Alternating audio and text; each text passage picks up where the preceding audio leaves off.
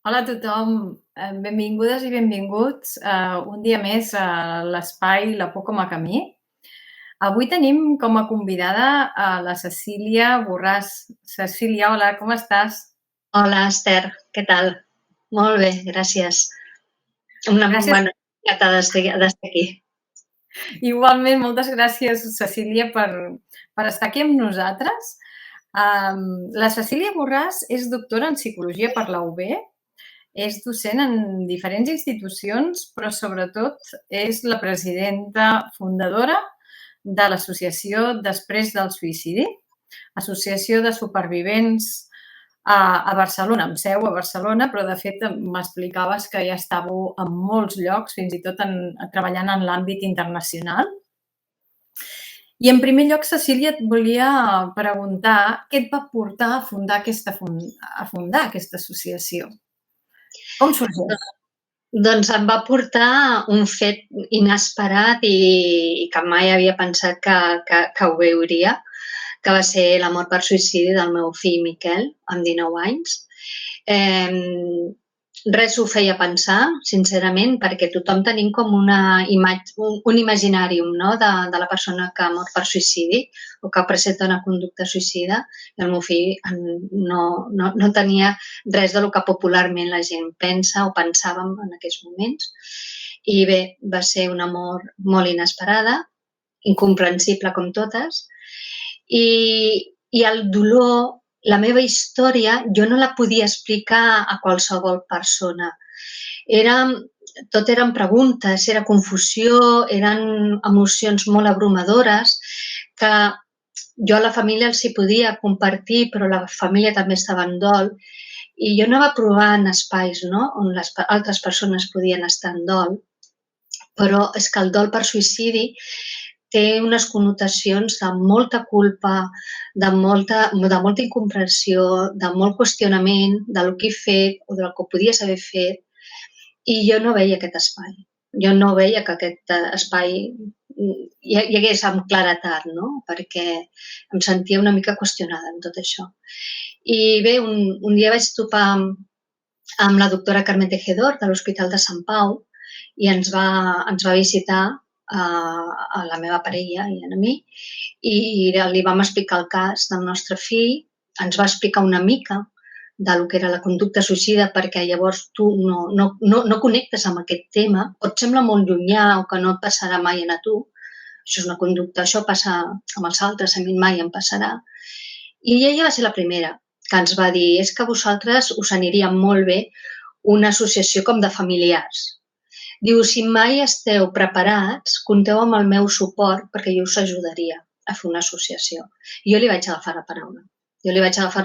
Perquè vaig veure, més que una associació, un projecte. Jo me'n recordo que al cap de 2 o 3 mesos vaig tornar a la seva consulta i ja li vaig portar com un esborrany del projecte, no? De l'objectiu que tindria l'associació, de quins serien els camps d'actuació o com ho podríem gestionar tot plegat, no? I així va néixer, vull dir, va néixer d'una necessitat, penso, personal, però que era compartida per molta gent, de trobar un espai de seguretat, de confiança, per compartir un dolor que potser és el més incomprensible i el que mai un pare o una mare pot suportar, de fer un camí així tan dur sol o sola.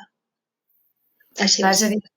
És a dir, que d'aquesta necessitat vital i personal sorgeix aquest projecte professional que al final doncs, uneix aquesta part personal i professional amb la intenció d'ajudar a aquests familiars que en aquest cas perden una persona estimada, en el teu cas el teu fill adolescent, per suïcidi.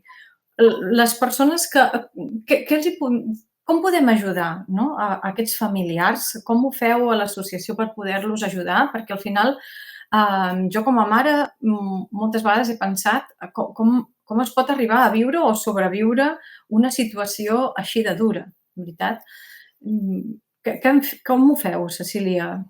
Mira, el primer que és deixar parlar i escoltar.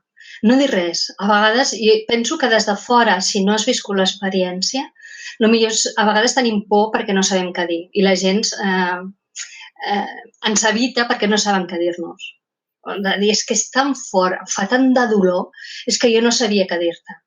I per això no vaig trucar-te, perquè jo no sabia què dir-te. És que és veritat. Jo potser en el lloc dels altres, potser no ho critico, però és que jo potser hagués fet el mateix perquè jo tampoc sabria què dir-te'n a tu, si t'hagués passat a tu. Però sí que és veritat que es viu molta solitud. De dir, és que jo no... Perquè és una conducta i un amor que ja està amb un tabú i és com molt proscrita, i aquesta actitud dels altres encara a mi em qüestiona més, no? No em deixis tan sola perquè jo crec que no he fet res dolent, no? No tinc el per què i no crec que he fet malament. Llavors, jo no crec que s'hagi de dir res perquè no hi ha paraules, no tinc el per què, perquè tampoc busquem que m'expliquis el per què, perquè tampoc ho sabràs tu, no ningú, però sí que necessitem el contacte, l'abraçada, que estiguis al costat escoltant, sense dir res. Això és el principal. Que no facis judici sobre el que estic dient o sobre el que ha passat o com era aquesta persona, perquè probablement a vegades es cau, no? De dir, bueno, és que pensa que tenia... No, és molt complexa i a vegades això ens quedem només amb la conducta que veiem de fora. No és fàcil. Nosaltres a l'associació ens ho diuen, les persones que venen. És que em volen ajudar, però jo no em sento ajudat o ajudada. I aquí és diferent perquè vosaltres sento que em compreneu, no?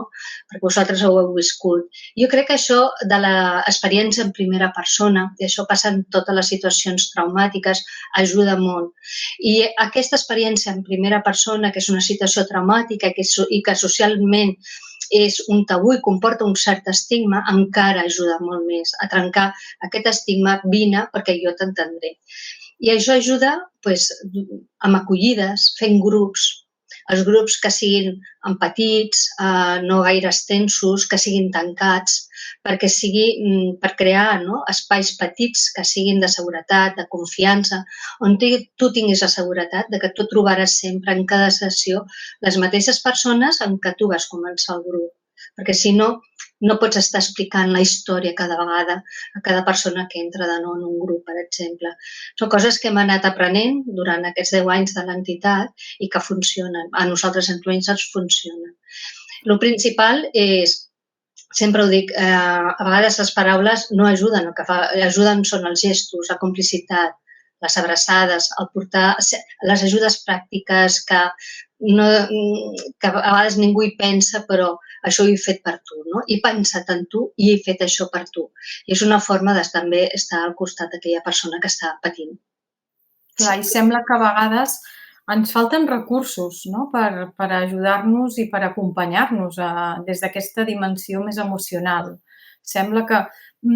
Penses que estaria bé algun tipus de desenvolupament, d'educació socioemocional per ajudar-nos a connectar millor els uns amb els altres, a aprendre a acompanyar-nos millor? O això és una cosa que quan un viu una circumstància dolorosa i traumàtica ja ens sortirà? Tu com a psicòloga i des de la teva experiència, què en penses d'això? Penso que no hi ha que hi ha un canvi, que no hi ha una cultura en les situacions de que, escolta, en aquesta vida ho passaràs malament, en alguns moments. I en alguns moments, malauradament, ningú ha d'arribar a aquests extrems. Jo no dic que hagis de viure aquesta experiència. Però abans estàvem com més acostumats a tenir aquestes situacions on es passen malament i teníem aquestes eines per afrontar situacions d'estrès o de frustracions. Pensem les persones, els avis o els besavis que han patit veritablement situacions molt més dures, de vivències, de situacions realment de molta carestia a la vida i que les van afrontar, que jo crec que tots tenim una part resilient. El que passa és que avui en dia jo m'he trobat molta gent que el primer que em pregunta és quan em durarà aquest dolor? O sigui, fem una projecció de futur perquè jo així no vull estar molt de temps. I això, jo penso, jo crec que aquesta pregunta, el meu avi i el meu besavi, que van estar a presó, que va estar en una guerra, no sé si us ho haguessin plantejat, perquè l'important és el dia a dia, no? I com jo puc anar remuntant aquesta situació, però molta gent... I quan tu els hi dius, mira, una situació de dol, qualsevol, però una situació de dol, de pèrdua, que el vincle és estret, ara suposem que no parlem del suïcidi, però qualsevol situació d'un dol d'una persona estimada, home, més de 3 i 6 mesos sí que et durarà. I la gent jove diu, tant? Tant? Clar, aquesta percepció del temps és com que tot ha d'anar molt ràpid. Estem molt acostumats a que tot sigui... Ens sentim informats avui en dia només llegint un titular. I és com que també ens hem de sentir com que el dol ha d'anar molt ràpid. I el dol és un procés. I jo sempre poso una metàfora. De la mateixa manera que l'embaràs són 9 mesos, no l'hem pogut fer més curt, vull dir, haurem d'anar amb la panxa per molt de mal que et faci l'esquena, per molt de mal que et faci els peus, són 9 mesos, el dol també és un procés que necessitarà un temps. I no el podrem retallar per molt. Nosaltres podem estar al costat perquè tu et sentis més acompanyat en aquest camí. Però és el procés i és individual. I després també hi ha com una alerta en què no podem... Hi ha com una mena de fer patològiques les emocions.